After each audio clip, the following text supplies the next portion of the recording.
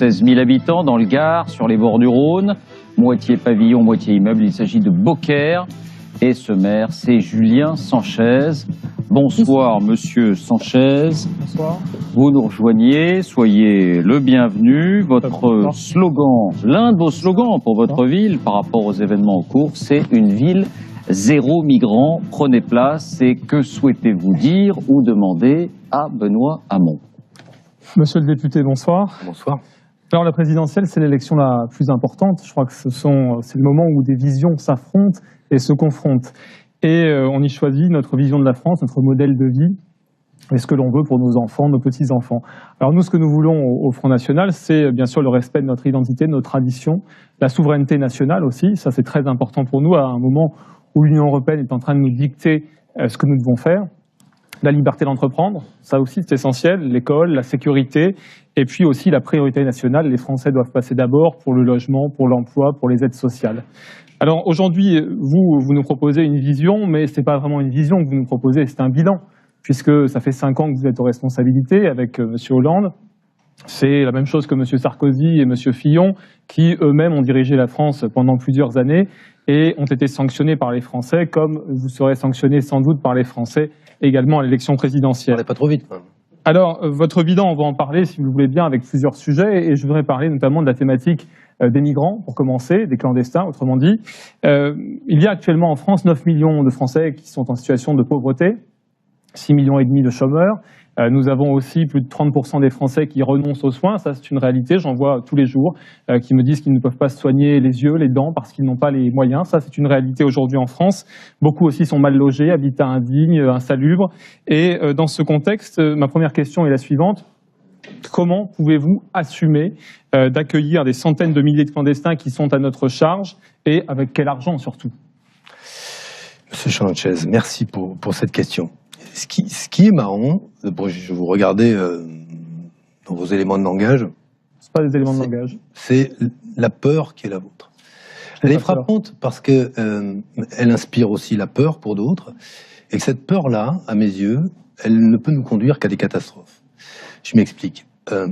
Vous avez là opposé deux misères en fait. La misère de ceux qui, en France aujourd'hui, n'ont pas de quoi vivre correctement. Votre bilan. Et la misère de ceux qui, persécutés, traversent la Méditerranée, viennent chercher en France, en Autriche, en Allemagne, en Suède, de quoi vivre. De quoi vivre parce qu'ils pensent que là, ils quitteront les malheurs, la guerre et la souffrance qu'ils ont connus de l'autre côté. Et vous nous proposez donc, comme projet politique, d'opposer, et je ne le ferai jamais, la misère des uns à la misère des autres. Vous pensez, vous, qu'en donnant un coup de pied aux fesses aux migrants, on va relever la France? Moi, je ne le crois pas. Et je vais même vous dire, ce qui est assez incroyable pour un parti qui s'appelle le Front National. J'aimerais bien d'abord que vous me disiez tout à l'heure ce que c'est votre conception de l'identité de la France. Vous en avez parlé, oui. Je suis certain qu'on va pouvoir avoir une discussion intéressante sur ce qu'est l'identité de la France. Mais le Front National, on est quand même, nous, la France, membres du Conseil de sécurité. Nous fixons la légalité internationale grâce à notre droit de veto avec la Grande-Bretagne, les États-Unis, la Russie, la Chine. Nous sommes la 6e ou 7e puissance économique au monde. Nous avons la dissuasion nucléaire et nous ne serions pas, nous, capables d'accueillir 0,12% de la population française. Mais quelle idée vous vous faites de votre pays? Vous rabaissez la France. Franchement, cette idée que nous ne sommes pas, nous, aujourd'hui, la France, capables d'accueillir 0,12% de notre population, c'est franchement un discours que je vois là de peur, qui instrumentalise la peur, mais c'est surtout, vous avez une idée, pardon de vous le dire, très rabougrie de la France, assez peu confiance dans les capacités qui sont les siennes. Alors, et je pense que de la part d'un maire, pourtant jeune, dont on dit qu'il est prometteur au Front National, vous ressemblez beaucoup à ceux et celles qui vous ont précédé, des générations entières, et qui avaient déjà une vision très, très rabougrie de la France. Mais je suis très fier de ressembler à ceux qui m'ont précédé au Front National, comme vous le dites, et j'en suis très fier parce que, tout simplement, vous n'avez pas répondu à ma question, c'est la preuve que cela vous gêne. Mais comment est-ce qu'on paye cet accueil de clandestins, leurs soins, plus d'1 milliard d'euros par an avec l'aide médicale d'État Qui paye alors que les Français aujourd'hui ne peuvent pas se soigner les dents, les yeux, et ça, on le remarque tous les jours. Vous ne répondez pas, laissez-le parler. On peut énoncer, vous savez, vous êtes aussi journaliste, on peut continuer au Front National à raconter des sottises. L'intérêt avec eux, c'est, non mais si, vous êtes un menteur. Oui, vos chiffres. Oui, bien sûr. Oui, bah, ouais, moi je vais vous dire, les Français ne le voient pas comme ça. Ah bon? Spontanément, par exemple, à Grande-Sainte, quand spontanément on a décidé d'accueillir des enfants de migrants kurdes dans les classes, au départ, comme sans doute à Beaucaire, comme chez chacun d'entre nous, le réflexe devant ce qui est différent, c'est la crainte, c'est l'inquiétude. Et moi, je ne méprise pas ça. Pas de crainte, je ne méprise pas cela. Je veux juste aller au bout, s'il vous plaît, M. Sanchez. Oui, moi aussi. Moi, je ne méprise pas cela. Et qu'est-ce qui s'est passé à Grande-Sainte? C'est qu'il y a eu de la fierté de la part des conseils de parents d'élèves, il y a eu de la fierté de la part des enseignants, il y a eu de la fierté des habitants à se dire, nous avons été capables de scolariser des enfants qui étaient avec des familles, qui avaient quitté des pays dans lesquels ils étaient persécutés et qui avaient atterri chez nous et qui vivaient dans la misère. Pays où vous avez fait des guerres, pays où vous avez fait des guerres et tué des gens. Ce sont vos gouvernements qui ont tué des gens dans tous ces pays. Ça, vous l'avez, et le sang sur les mains, c'est vous qui l'avez, monsieur. Ça n'est pas le Front National, jamais il n'a cautionné des guerres, ni en Libye, ni en Syrie. Ce qui me rend triste, c'est qu'au fond, quand vous parlez des pauvres, et que vous voyez quelqu'un à côté de vous, qui a un genou à terre, vous lui demandez sa carte d'identité avant de lui tendre la main. Bah moi, je ne le fais pas. Non, nous, on fait en sorte qu'il ne rentre pas sur le sol français, tout simplement, contrairement à vous, qui êtes dans l'impuissance généralisée, dans le laxisme. Eh bien, c'est la preuve que ces idées ne sont pas ringardes, mais qu'au contraire, de plus en plus de gens les portent, que ce soit en France ou à l'étranger. Dis-moi une question personnelle. Non, c'est moi qui vous interpelle, monsieur. Sanchez, c'est d'origine espagnole. Tout à fait, oui. Vous connaissez le sort de l'immigration espagnole en France? Je connais surtout, et je vous demanderai de ne pas mélanger. Non, mais je ne sais pas. Non, mais la trajectoire de votre famille, je la respecte parfaitement. Vous êtes en train d'assimiler l'immigration européenne. Non, laissez-le répondre. Laissez-le répondre. Benoît Hamon, laissez répondre Julien Sanchez. Vous l'avez interpellé, est-ce qu'il peut vous répondre? Non, mais l'immigration espagnole, elle a été traitée entre 36 et 38, remarquablement par la République. C'est ça qui est merveilleux avec les gens comme vous, c'est que vous faites des monologues depuis des années et qu'on ne peut pas parler. Indésirables. Vous voyez, or ils ont été parmi les premiers à s'engager dans la résistance. Laissez-le parler. Ils ont été à cette époque-là de nobles. Laissez-le parler, Benoît Hamon. Laissez-le parler. Mais qui peut croire aujourd'hui que l'immigration européenne telle que nous l'avons connue ces 30 dernières années, s'il vous plaît, Benoît Hamon, c'est le jeu, chacun parle à son tour. Aujourd'hui, nous sommes issus de la même civilisation, nous sommes un peuple européen. Et là, aujourd'hui, ce que vous êtes en train de nous imposer, eh bien, c'est une immigration qui n'a absolument rien en commun avec nous et qui pourrait très bien aller dans des pays beaucoup plus proches de la Syrie ou de la Libye qu'en France. Ça, c'est une réalité. On les emmène à 4000 km de leur pays pour pouvoir les emmener en France. C'est complètement ridicule. Monsieur Sanchez, j'entends que dans votre raisonnement, il y a le problème que ces migrants soient musulmans. Ce n'est pas seulement le problème. Vous dites la civilisation, c'est quoi la différence? Oui, tout à fait. Mais c'est musulman, européenne et non européenne. Bon, nous avons, nous, des racines chrétiennes, incontestables. Oui. Moi qui suis un enfant baptisé, je sais quelle est la place de ces racines dans ma propre vie, dans ma culture. Ça ne me remplit pas pourtant. Ça ne me remplit pas et ça ne dit pas tout de moi.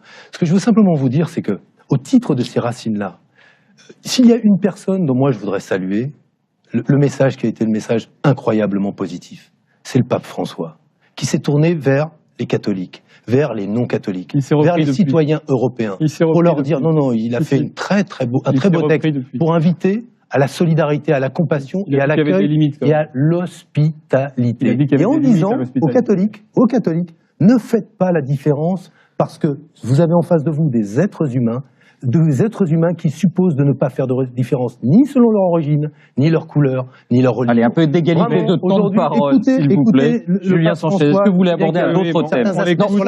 Il a beaucoup moins parlé que vous. Il a beaucoup moins parlé que vous. Ils ne vont pas écouter ce qu'il a dit ensuite. Mais je veux vous citer une phrase de 2012. Combien de Mohamed Merah dans les avions, les bateaux qui chaque jour arrivent en France remplis d'immigrés? Combien de Mohamed Merah dans les clandestins qui chaque jour arrivent en Grèce via la Turquie, première étape de leur odyssée européenne? C'est une phrase de Marine Le Pen pendant la campagne présidentielle de 2012. Elle avait été huée, insultée à l'époque. Et que s'est-il passé depuis? Combien d'islamistes sont entrés à cause de vous et de vos gouvernements sur le sol français et ont commis des attentats? Eh bien, beaucoup de Français ont perdu la vie à cause de cela. Monsieur Sanchez, vous savez, ces questions-là sont trop graves pour les traiter. Oui, elles sont trop graves, justement, pour les traiter avec des gens comme vous. Je vous le dis avec des gens comme vous, parce que quand on est victime d'attentats et quand notre pays est touché dans sa chair par des actes de barbares qui ne décident pas forcément de prévenir les services de police de l'endroit où ils vont intervenir, du moment où ils vont le faire, etc. C'était sans doute européen, d'ailleurs. Il faut être, sur ces questions-là, un tout petit peu tempérant, un tout petit peu calme et surtout, franchement, si vous avez à prendre des responsabilités, si vous êtes un élu de la République, fanfaronnez pas. Il y a des morts quand même derrière justement, tout ça. Il y a des morts, il y a des agents de police qui font leur travail, il y a des services de renseignement qui font tout ce qu'ils peuvent. Non, nous on a créé des postes de policiers, vous le savez très bien, et des postes de gendarmes. 300 depuis 2012, alors que Sarkozy a supprimé 2700 avec M. Fillon. Vous voyez le discours que vous avez, c'est dans les migrants, il n'y a que des terroristes. Ces terroristes vont venir nous tuer ici. Mais c'est ça que vous dites. Non, je dis simplement qu'il faut contrôler l'immigration et ne pas laisser rentrer des gens. C'est dominer sa peur. Vous êtes incapable de dominer votre peur. Et vous êtes impuissant. Voilà. Parce que vous ne savez rien faire, vous laissez faire. Oui, c'est ça. Alors, un autre sujet, peut-être, on a compris là vos divergences. Peut-être vous souhaitez développer un autre sujet. Jeune homme n'a pas grand-chose à dire, non? Si, j'ai beaucoup de choses à dire justement sur votre bilan et je crois que les Français ouvrent les yeux réellement sur ce que vous êtes en train de leur imposer. Vous n'avez rien eu sur l'islam encore, vous avez oublié? Oui, mais encore une fois, vous êtes caricatural. Non, mais c'est quoi l'identité au fait? C'est quoi l'identité de la France? Non, il n'y a pas de... Mais oui, c'est moi qui pose des questions, vous ne voulez pas me tourner une lampe? Vous avez des policiers qui sont en train de manifester aujourd'hui sur le sol français. Vous parliez des policiers tout à l'heure. Les policiers, ils manifestent parce qu'ils en ont marre justement d'être abandonnés, de ne pas avoir de moyens. Et c'est vous, c'est moi qui vous interpelle en tout cas. Oui, j'ai compris. Donc, je sais que ça vous gêne et que vous avez du mal à répondre aux questions. C'est prévu comme ça. C'est prévu comme ça. Allez-y, Julien Sanchez. Je note que vous parlez beaucoup de démocratie, Monsieur Hamon, mais vous n'avez pas sans doute l'habitude de rencontrer des élus du Front National. Il est vrai que vos modes de scrutin, qui ne sont absolument pas démocratiques, ne permettent d'avoir 2 députés sur 577 avec 7 millions de voix aux élections. Alors la sécurité, parce qu'il nous reste 3 minutes. Alors allez-y. Vous allez être d'accord parce qu'il veut faire de la proportionnelle. Oui, mais Hollande avait déjà promis en 2012. Non, mais moi, j'assume. Je pense que quand un parti comme le vôtre fait 30%, et il n'y a rien de pire que de se mettre les mains devant les yeux et de jouer la politique de l'Autriche, je souhaite que vous soyez confrontés à vos responsabilités, que vous soyez à l'Assemblée nationale. Première chose. Non, mais première chose. Vous voyez, non, mais merci, oui. Allez, Julien Sanchez, allez-y. Je ne le fais pas pour vous. Mais c'est parce que pour nous, l'idée que vous faites la démocratie. Benoît Hamon, écoutez, il vient vous interpeller.